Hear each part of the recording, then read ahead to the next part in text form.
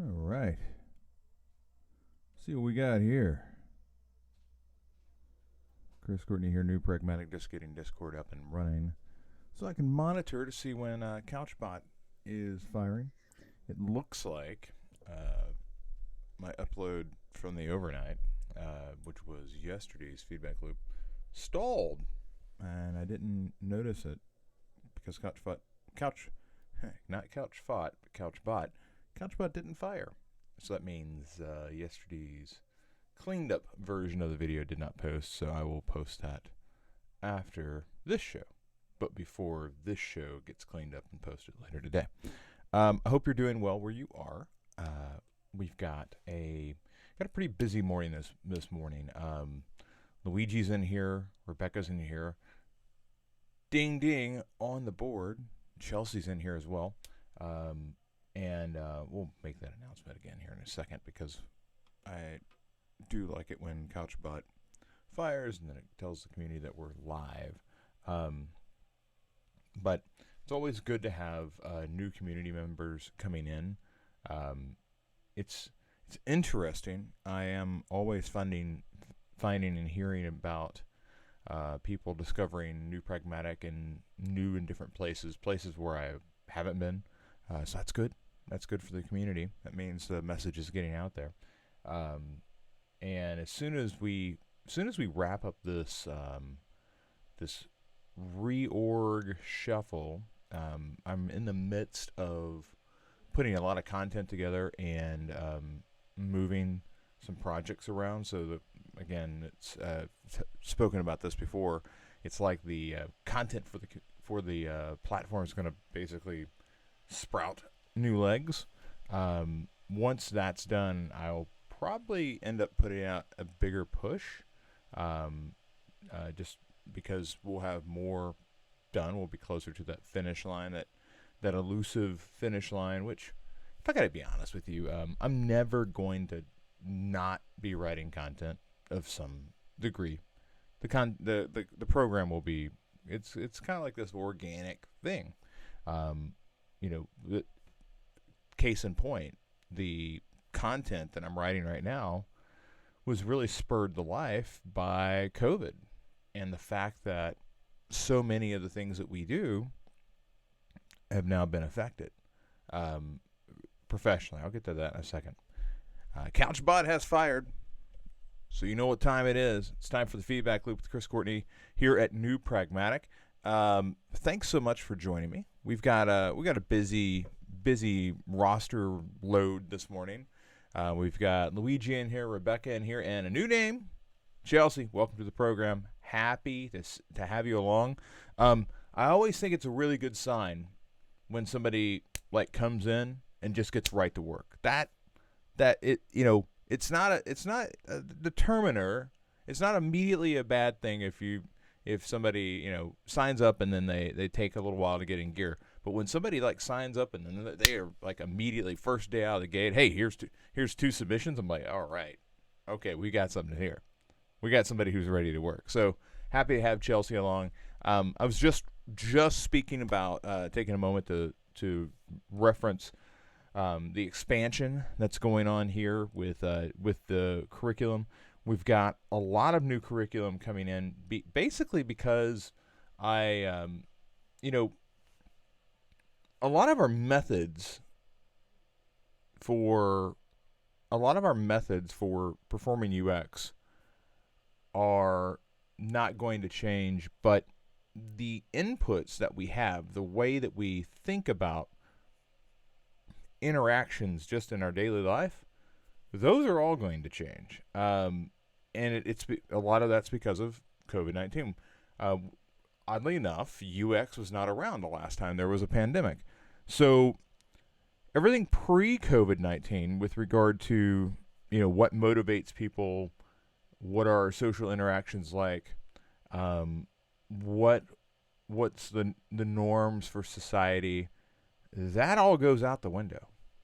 How we acted in spaces together, the things that we needed to get by, a lot of that's changed. So a lot of the updating of the curriculum was to get us get us some projects that have us studying from an observation perspective of how we interact with one another now. That is a big change, and the projects reflect that. The projects are focused on interactions and between people and how we can alter the experience to work in this new paradigm. And that paradigm, it doesn't matter where you're at. It doesn't matter where you're at. Everybody's distancing. Restaurants, China, Turkey, Russia, Australia, America, all going to be different. There are some real commonalities to what we're seeing. I also think there's going to be a lot of ham-fisted, forced changes come out of this. People are like quickly trying to hack something together to get by, to get to the other side, and some of those will work. A lot of them will not, and they're going to need professionals coming in that know how to break down problems and really study that user customer experience. Look at it as both product and service design, the broader service design. Look at the systems that are all there's just so much work ahead of us as an industry, so much work. I'm putting together something for a conference right now, one of these online conferences, which again, I'm a big fan. UX Camps, part of the Chicago Camps group, $10 conference. Go look it up. Go take a peek. But with all that, how about I stop yammering and get to work here? I'm going to go ahead and share my screen, and let's get underway. As you can see, I was checking on YouTube, and sure enough, May 6th did not update. So sorry about that. I'm going to move that down here. Yeah, this is like all the stuff that I'm working on right now. So we will actually come over here to Luigi. As I said, Luigi, Rebecca, and Chelsea are in here. Luigi has an interesting. He's at an interesting spot because Luigi is now actually working on interviewing NGO professionals. For those of you who have been following along,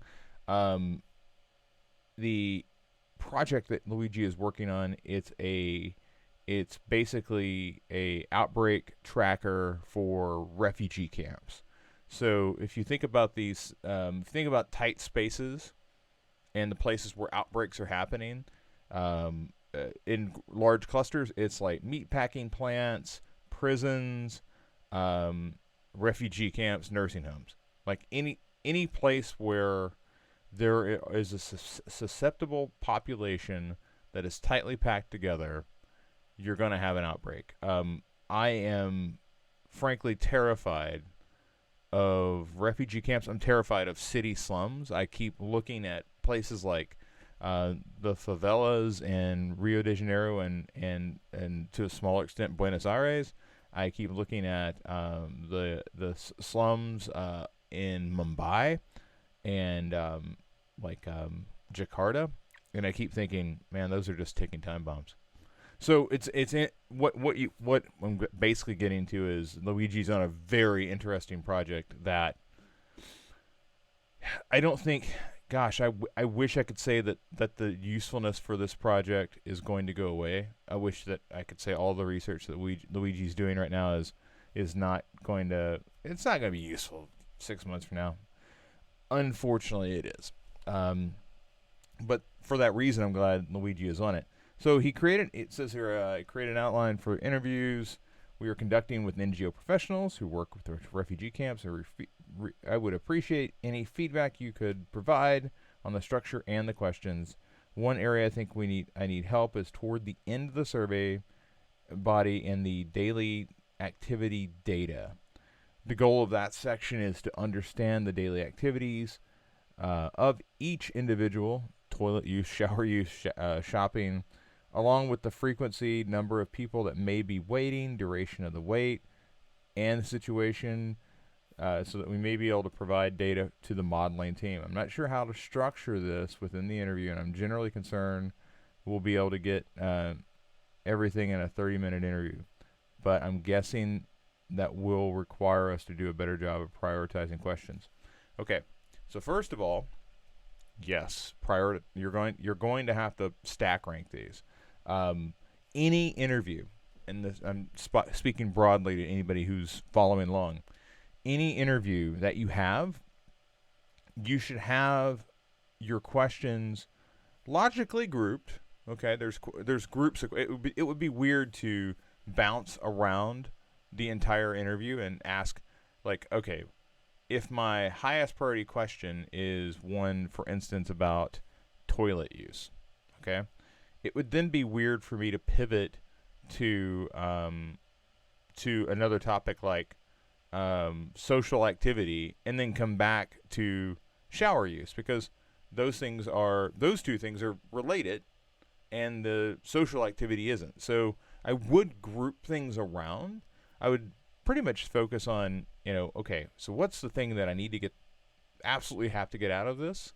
And then if there are questions near that, I think it's okay to ask those. But at some point you have to trim so that you can move on to the next section, okay? But make sure that at the top level you have your questions organized in such a way that you're going to get to the most important things from one interview to the next, because you want to be covering similar ground because you're looking for themes, okay? And if I ask 5 people the same question and I get 5 different answers, there's a lot of noise in there. But if I ask 5 people the same question and I get 4 very similar answers, there's a thread, okay? There's something I can really focus in on. People kept mentioning over and over this one thing, okay? And you can only get that if you're asking the same question consistently across, all right? So let's look at this outline. AI simulator, and it still looks like Al simulator, but I get it. AI simulator for good interview outline.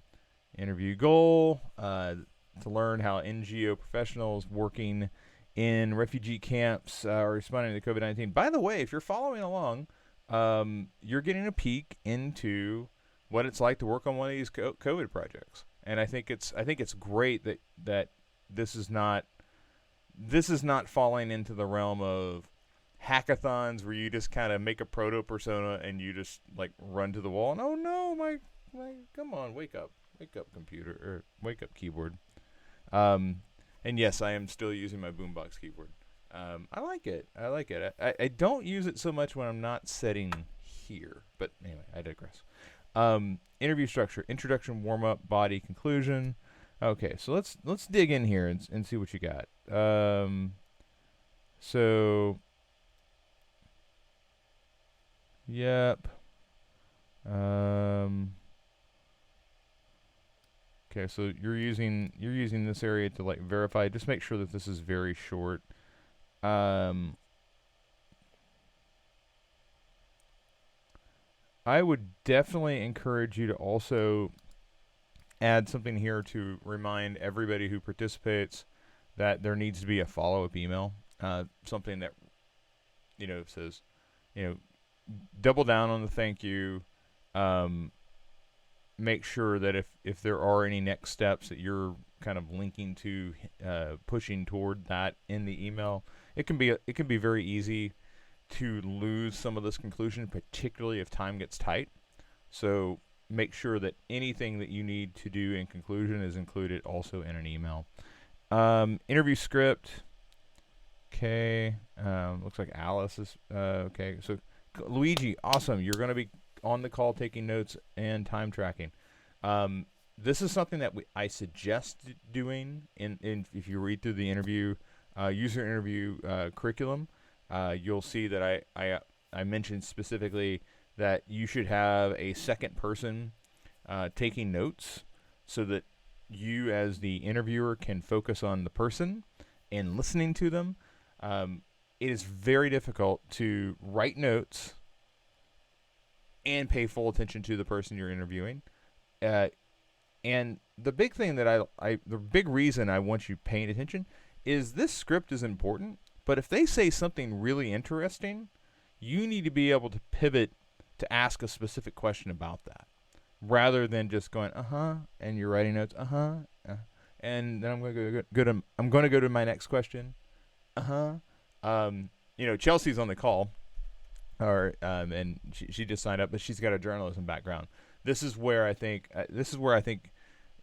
Chelsea, one of the things about being a journalist is you're used to holding these interviews and you're used to talking to strangers to extract specific information. This is one of the places where I think you do a really good job, but still, you know what it's like trying to take notes and talking and interviewing the person. If anything, this is one of the big reasons why reporters carry tape recorders with them all the time. I just need to record this. I need to pay attention to what you're saying, and then I'm going to have to go put in the time to transcribe this later. Okay, so that's where you lose the time if you have to do it together. If you have two people, one person can be speeding this process up quite a bit by taking the notes while the other person drives. The other side of that is if you're using Zoom has a record feature, use it. Okay, use it. Although I will say, if you're on Zoom and you're relying on the record feature, Zoom very, very smartly, I think, limits that to 20 minutes. So you get 20 minutes of free time, and then it kicks over and it says, this meeting's over. To unlock it for a longer meeting, I think you have to sign up for the pro account, and I've had 2-3 hour long Zoom calls on the pro account with no problem with the recording. So just understand, if you're going to lean on Zoom, you're probably going to have to upgrade that account. But at the same time, you can also just record. Although there is one thing I would mention when it comes to transcribing, Luigi, while you're taking notes, I would really encourage you to run Otter. Otter is it's AI. It's an AI assistant that basically transcribes the entire conversation. This is a really powerful tool. Otter's amazing. Okay, can't emphasize how great it is enough. Use Otter with to transcribe everything so that it's in writing, and you're basically just taking specific notes. Otter's captured the entire conversation. There's no real reason to quote transcribe. It's more like lift out parts of it that you need. So go take a look at Otter as well. Okay, so let's get further into this. All right, so you're focusing here on the daily activity, frequency, number of people waiting at a given time, duration of wait. All right, so toilets, showers, water taps, shopping, food distribution, distribution of non-food things, religious services, legal support, medical support, educational support, ATM, other. Could you tell me what other activities I haven't covered? I think that, I might give them a few. I might say daily activity and kind of list off. I might organize this a little differently and say we're looking to better understand how often people are using services on the grounds. We want to see where we're wanting to see where limitations are really at play. So would you say, for instance, what are lines like at the toilets and showers or water taps, or would you say that there's a greater frequency of people and numbers waiting in line for food distribution? Where's the shortage at in terms of physical places that people are queued up in long lines and long waits. And you may find from that in some areas it's, well, we've got a lot of people that, are having to wait for legal support. Other places, like, we don't have enough toilets. I think that number is going to shift around quite a bit from one refugee camp to the next. So I wonder if this is kind of collapsed down, and then they're going to give you an answer here that focuses in on what they know. You're probably going to ask some questions here, like if you went line by line, that they wouldn't really have a good grasp on it. They're gonna, but if you say, where are people waiting in line the most, they'll go, oh yeah, there's huge lines for legal support.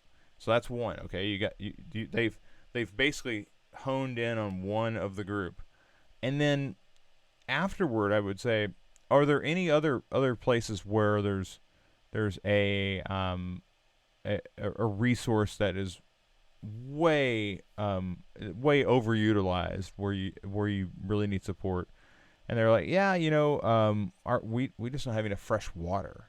So there's always a line queued up at the water taps. Well, that would tell you that toilets and showers clearly are not their concern, but water taps and legal support are. And that kind of cleans up that entire section. But I want to come back and take kind of a look at the other areas as well. Can you describe social structure, daily routines? Okay, that's smart. Age breakdown of camps, gender, ethnic. Okay, that's going to move really fast. I don't think that's going to take a lot of time. Are you currently using any tools? Okay, you need to know what they're using. You need to basically know, okay, what's your problems and how are you, what are the problems that you're trying to solve, and what tools are you using to solve them? And the question I have is, what's your situation like in the moment? What's the most important actors, partners?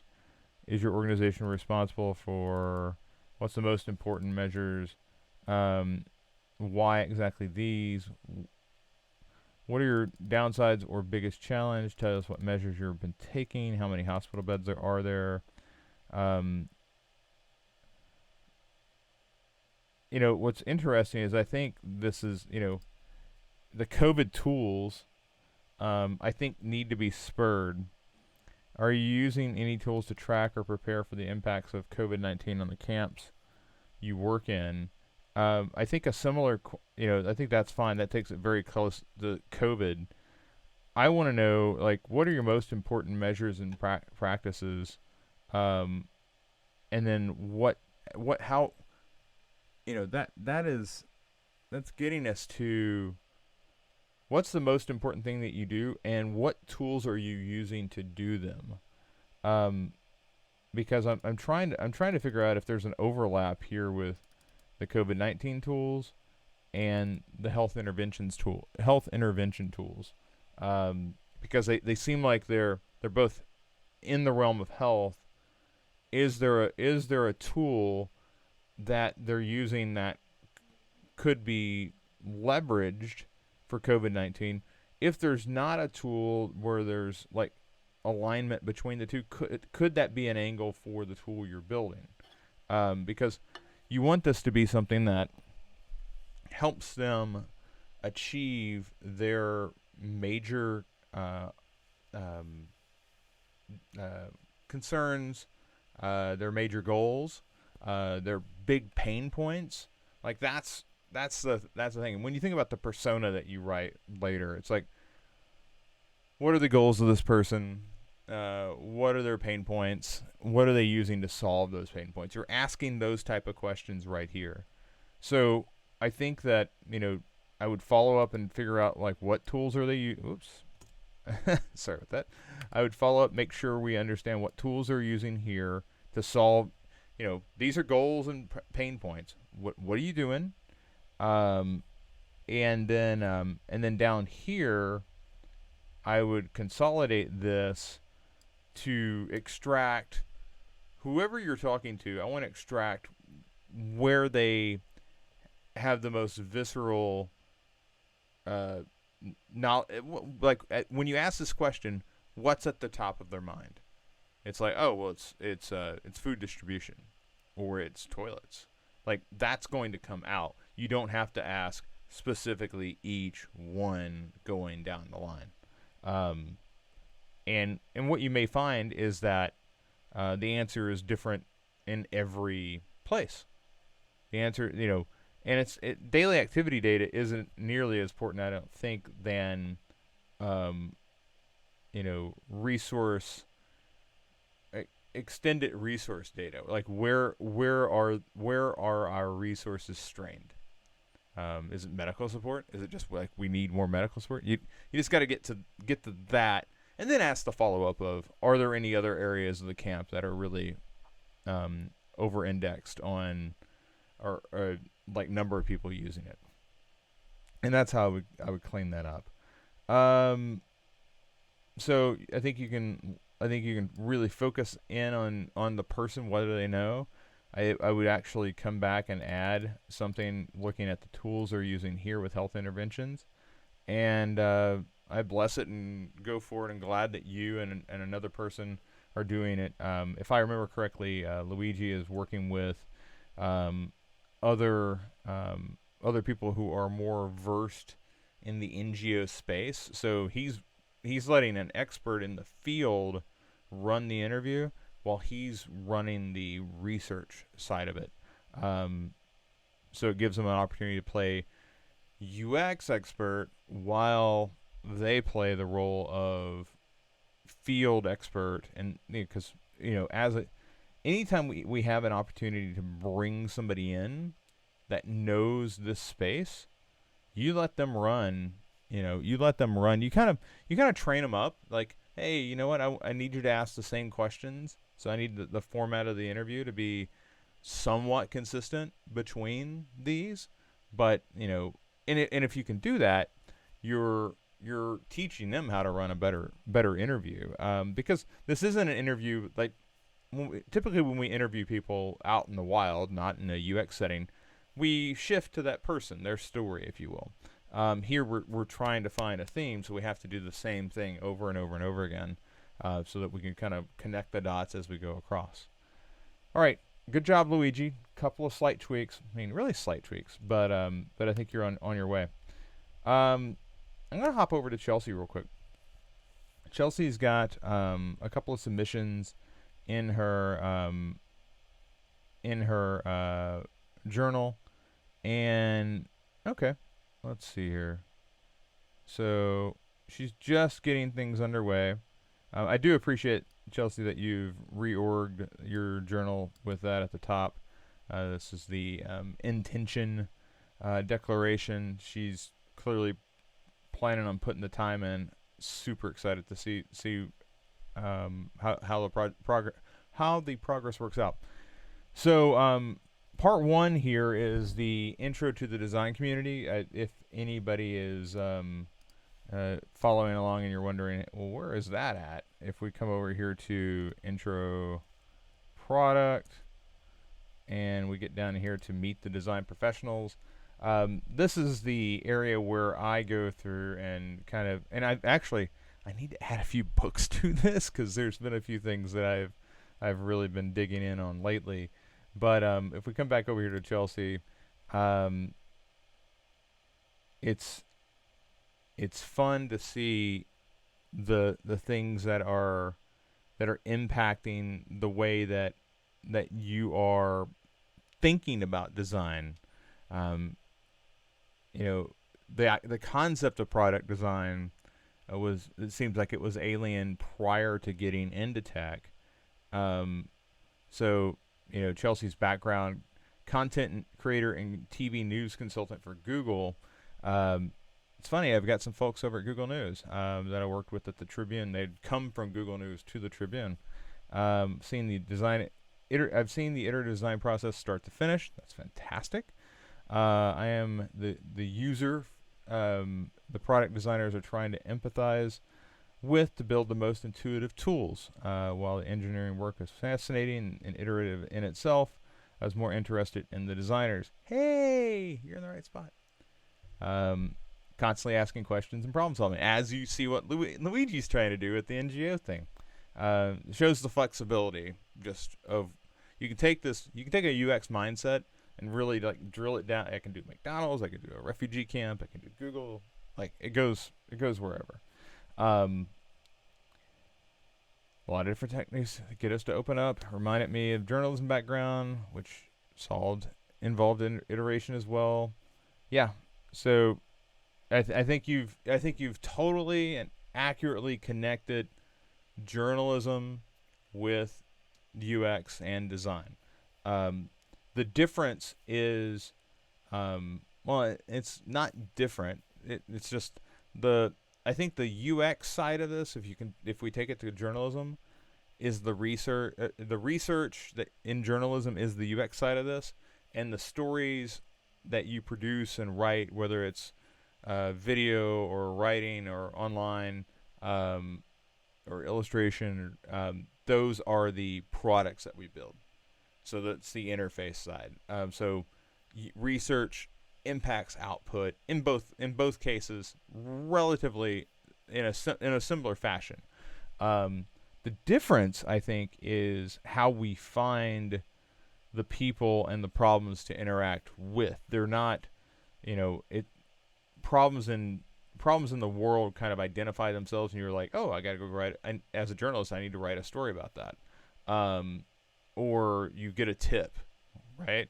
With UX, that's much more like a very specific niche group of people need assistance, and you've got to kind of sniff around and see, like, okay, what exactly is the problem here? It's not as easy to find because it's kind of hidden. After I made a decision to pursue a career in product design, I joined all the meetups. Yay! Websites. Yay! Slack channels, YouTube channels, and this is where people get overwhelmed. It's like, oh my gosh, there's so much stuff going on. How do I find my way? AJ and Smart is an awesome resource. I've picked up a lot of terminology and resources from them. That name is really familiar. Let's take a peek, just so we can share it with our friends. I like Yes. Oh, design sprints. This one. Sorry. Boop. Design sprints. I don't think that's AJ Smart, but a lot of their stuff is sprint based, and the book Sprint is kind of launched that whole space. So yeah, I recognize these people right away. Let's come back over. So they recommended a lot of books, such as Design of Everyday Things, Don't Make Me Think. Don't Make Me Think is you will find that over in the prototyping script area. We will utilize that. History of Product Design, how much it's changed over the last decade. That is not a lie. Basically, I got in during the mobile phase. There was a web phase, and then there was a mobile phase. I really think we're in the midst of another phase, but I think it's, we're in the midst of like virtual screens everywhere, Internet of Things, but that's kind of now been like impacted, karate chopped, if you will, by COVID-19. Like whatever progress we were making, now it's like, whoa, stop for a second on that. Let's go rethink everything now. So I'm not sure how that's going to shake out. Now that we were in the midst of a move, and now everything is in the midst of a move, I'm not sure the focus is going to be so much like it was like when the smartphone revolution happened. It was just the smartphone, and we didn't, yes, the financial market was crashing at the same time, but it was really still like smartphone. We weren't having new societal norms kick in at the same time. So it's an interesting switch. It's not uncommon for them to encourage users to think outside the box, not settle for UI churner. Yeah, somebody says they know how to create wireframes but doesn't understand the business side as well. Very smart. Well-rounded product designer. Yeah, so that's really good to kind of know where you're coming from. The whole purpose of that exercise is to just kind of surface the background. There's some people that come in and they're like, yeah, I hit this from a side door and wow, I didn't know all this was here.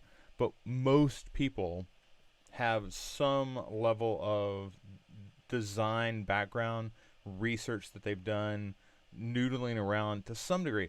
And then there's other people like Kara, for instance, who she submitted work yesterday. Kara's been in design for close to a decade, and has realized that, oh man, there's a change going on here. I need to modernize my skill set. So there's two groups of people, and I think that you're definitely in that group of, I recognize this is a thing. I'm trying to pick it up as I go, and now you're really ready. You've clearly shown that you're ready to get serious. Iterative design process. So we're going to identify some places where experience have made improvements, and then where changes were frustrating. So what's funny is that everybody who goes through this, they'll bring a different spin on it. So that the YouTube Google has updated its comment section for its mobile application, and I can tell you firsthand that this experience, YouTube on a mobile device, is not the same as YouTube on your computer. It's just like it's trying to do too many things. So it updated the comment section. The positive, the comments are higher up, eliminating the time you have to scroll down to find the comments. They're located in a new tab on mobile. If you want to access related videos, you don't have to scroll to the bottom of the comments to find them. The update is also comparable to its desktop setup, which has comments directly underneath. Due to the update, designers included a reminder the comments have moved. Banner in the comments section's former area. So this is a bit of microcopy that is acting as a signpost. So we talk about microcopy. It's about midway through the UX program where we start with UX content writing and kind of talk about the structure of a page, and then we go in and okay, now that we've laid down the streets, let's put some signposts up so you know where you're going. This is very much signposting, and I think you've accurately picked up that text content can do a lot of heavy lifting, particularly when changes happen. The worst thing in the world is when you encounter a UX change in a product. The experience has changed, like things have shifted around, but there's no signpost. It's like, I don't know where that went. And then what you see is a pattern shift in that a lot of people, you'll see a drop off in usage of a particular thing, and if we're not paying close attention, we'll interpret that as, oh, look at that, nobody likes comments anymore, nobody's using them online, or nobody's using them on the mobile app anymore. So, wow, comments really dropped off, without realizing that, oh, we moved comments. And it's not that people didn't want to use them, it's that we moved them and they didn't know where they went. So Google is clearly seeing this interaction as something that's very positive. So they want to make sure you know where that went.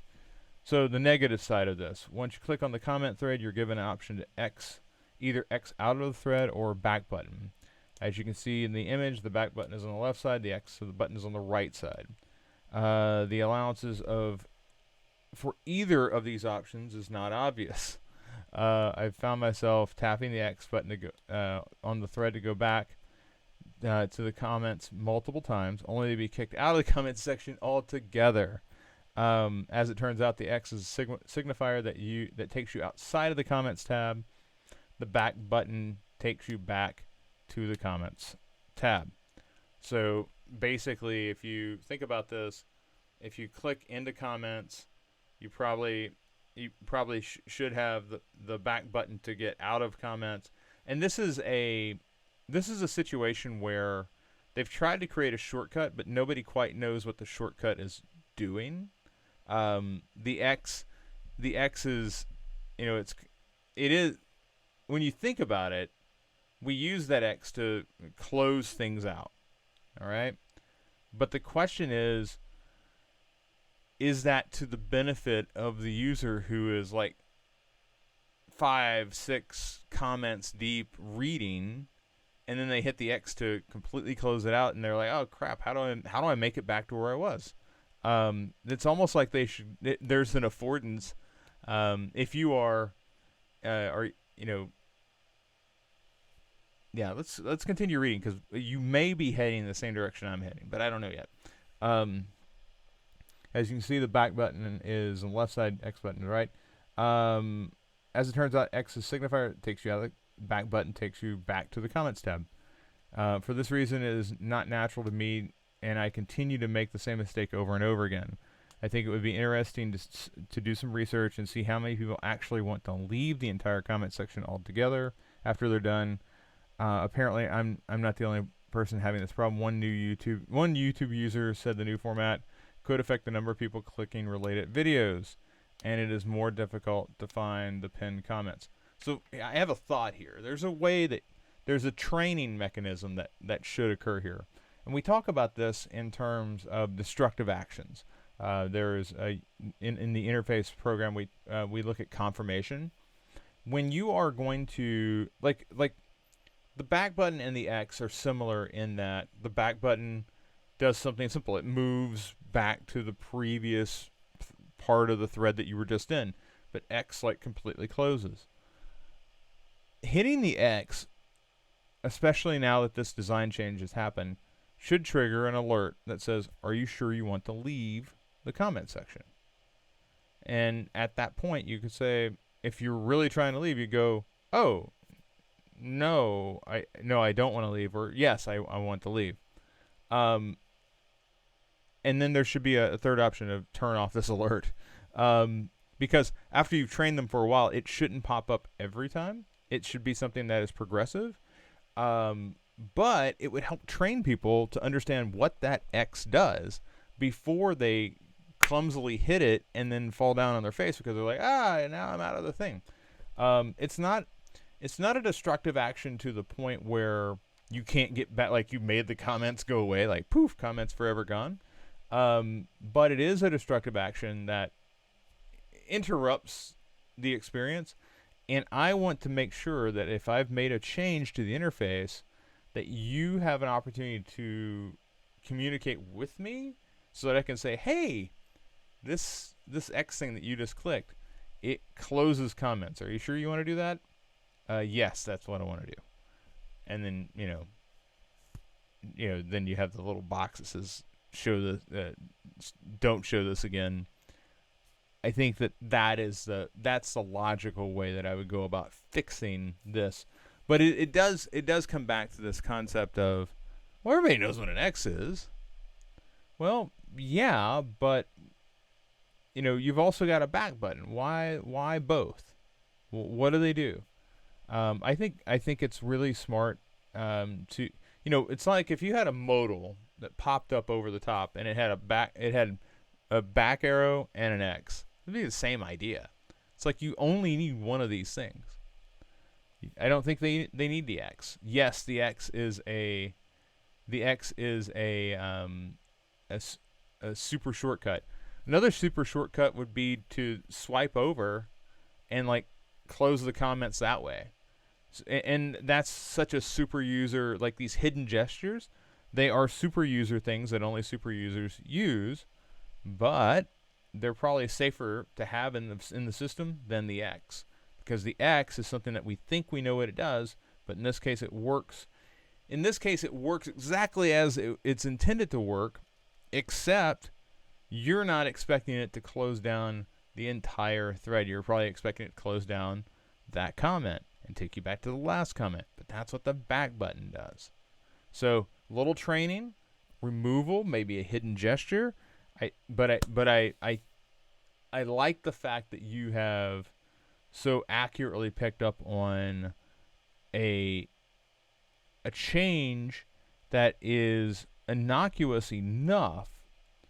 It's subtle, but it also leads to great headaches.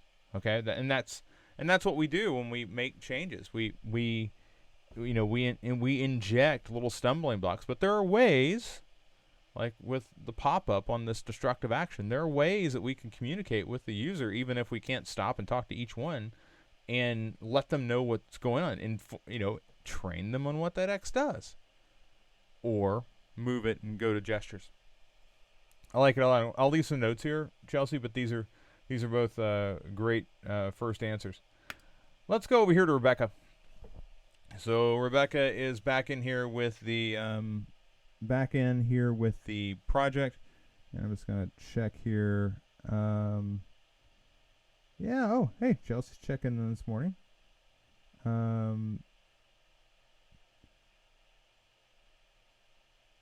Rebecca's back in as well.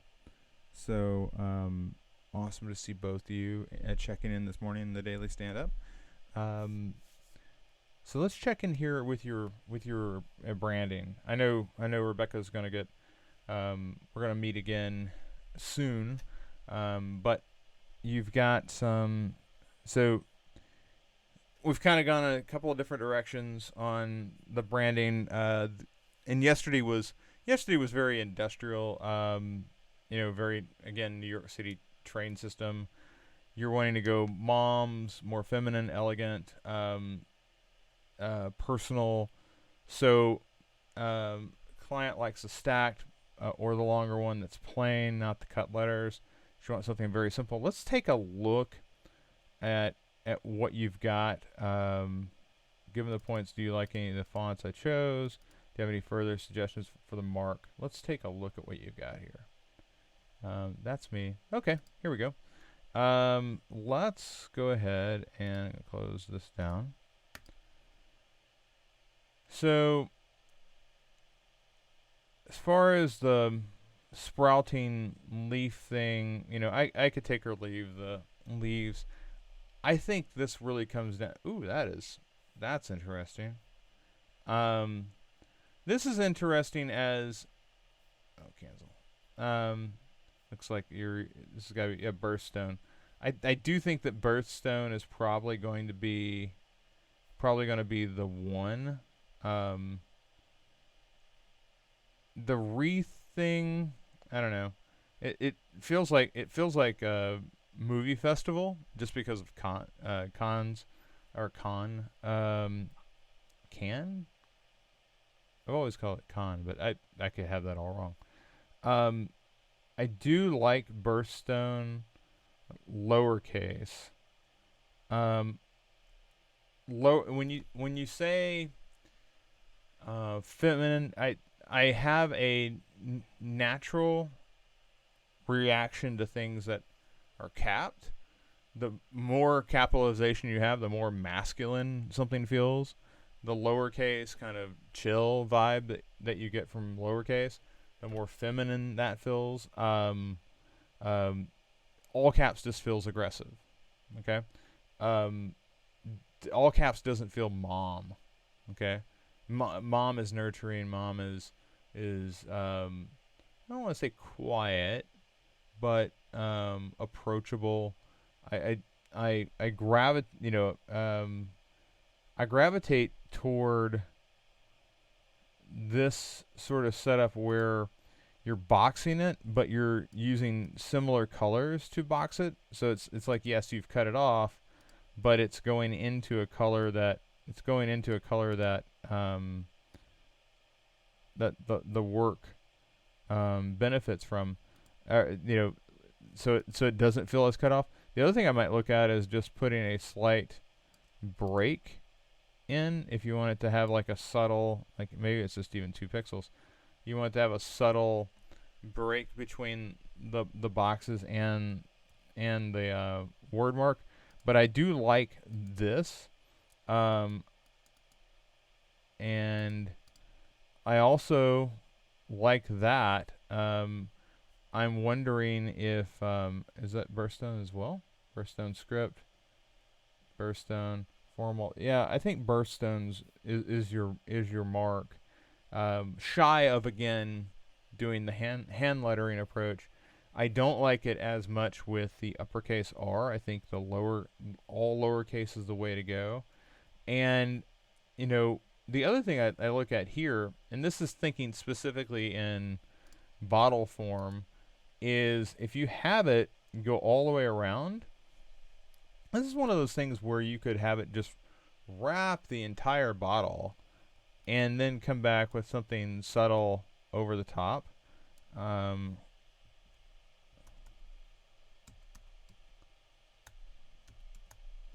And let's go. Yeah, this is a rubato. I'm just going to say 30.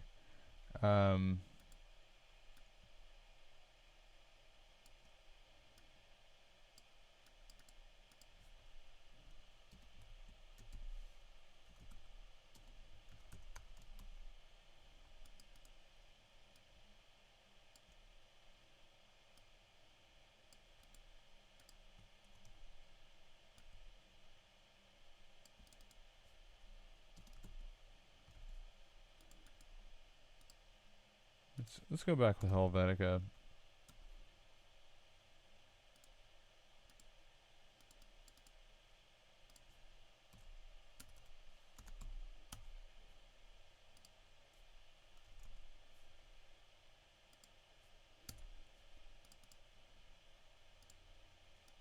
Maybe stack this. But I think there's a way to like really subtly like use this upper area as some sort of technical detail for what's in the bottle, but utilizing the mark all the way across the bottom to like make it as large as possible. Because I do think that when this has to come down in size, it's not as impactful. Also, I love on a shelf when the bottles are there and they're stacked one after another, and you get this sense of you see the mark over and over, slightly turned, slightly altered. I think there's a lot to this one. I like the color combination as well because it allows you to come in and pretty much put anything over the top of this. You could also go the other way. You could come down here and you could flip this around and say, oh, well, this is going to be, you know, I'll do this. And then my bottle goes the other direction. Okay. I don't think there's a wrong way to do it. Is what I'm getting at. So I would look at that. I would encourage you to come back with a very clean label font. I think that's where a Helvetica could come in, or if you wanted something that was a little more subtle. I know that you've used Poppins before, and Poppins because it's more geometric. You know, you get the really rounded characters here. I think Poppins could be something that gives you something that's a bit more feminine to utilize. I mean, when you look at Poppins compared to Helvetica, it becomes really apparent that Helvetica is a little more, you know, it's just not as round. I think the thing that we all like about Helvetica is some of these, you know, the A, and are there any other characters that are here? I think if we made this a G, we'd see a different G, I believe, over here. No, it's the same G. The Q? No. Thought we had a different G with Helvetica, but we don't. But that A, you know, when you compare these, this is just way more geometric. Where this is not. It's a little more. it's a little more, the elongated R by comparison. That's another spot where this is just a more unique typeface. But I think it's attractive to both men and women. This is again playing back to the round. It's very clean. I think you could go either direction, but I do think that if I was wanting to go uh, feminine, I would look at something that is round and open. This is elegant. I have no problems with Helvetica, and I'm rarely, if ever, going to pick Poppins over Helvetica, but I'm drawn to this. I just want to see if I can make it. See that there's a big drop off between. Okay, so light, extra light, thin. Thin's too light. Extra light might be where you want to go. And then over here with, yeah, we just don't have that option. So that would be, I would either go with the light or I'd go with the extra light, and obviously make that match if you're going to use it. But yeah, I think that birthstone, I like the way you're using it in the color block. There is a question of, okay, do I come back with one of these? Do I come back with one of these leaf things? And the answer is, well, I mean, you could if you wanted to. I think another concept that you might look at is just, do you use it as a mark inside? Do you have to use it? And again, I would encourage us to think about, okay, well, what can we do with this? Not just use a stock option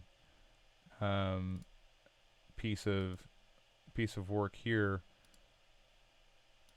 And can I come back and just instead of using transparency, can I just use the fill color from above to make it a little more interesting?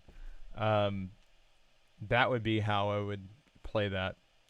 I think come back with a secondary font that's really clean. However you decide you want to do that. If you do some iconography, maybe consider lifting it away from the logo and taking it into some other areas.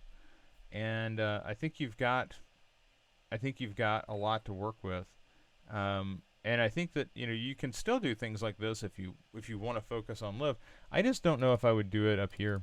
I don't know if I'd bother on the mark itself. This is more like external marketing. This is internal, but and not internal, but this is like on the package itself.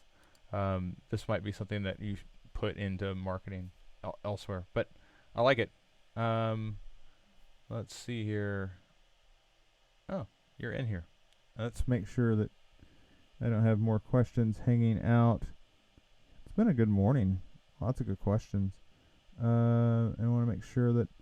Okay, so that was Luigi. That was. We talked with Lisa yesterday. Yeah. Excellent work, everybody. Excellent. So that's going to wrap it up for this morning's edition of the Feedback Loop. If you have questions as we mow through the rest of the day, I know I'm meeting with. Gosh, if I could get. Why isn't this working?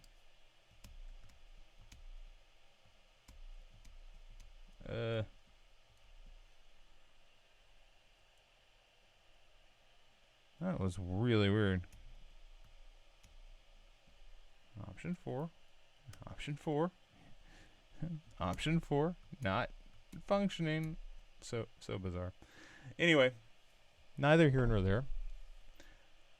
Thank you so much for joining me for today's edition of the Feedback Loop. We'll be back again for another tomorrow. Kara and Eve, I will see you in about 60 minutes. And you folks take care, all right? See you.